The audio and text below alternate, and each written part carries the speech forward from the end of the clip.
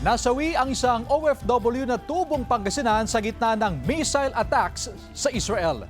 Yan ang balitang tinutukan live ni Sandy Salvacio. Sandy? Chris, patuloy ang pakikiramay ng national at local government units sa pamilya ni Mary Ann De Vera, isang Pinay caregiver na nasawi matapos ang pag-atake sa bansang Israel.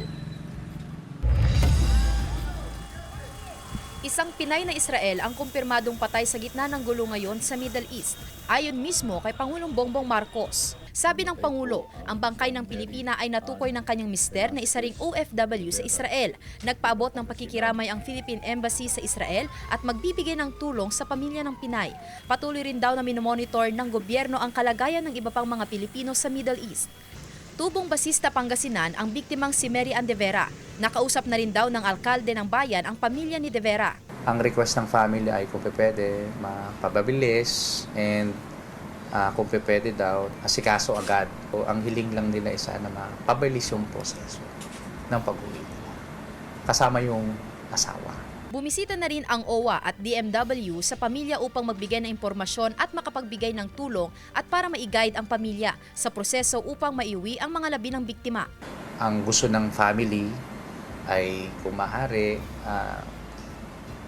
maibigay natin ng privacy nila. Request po nila kung pwede, wala pong media sa bahay nila. Tiniyak din ng lokal na pamahalaan na magbibigay ng tulong sa naiwang pamilya ng biktima.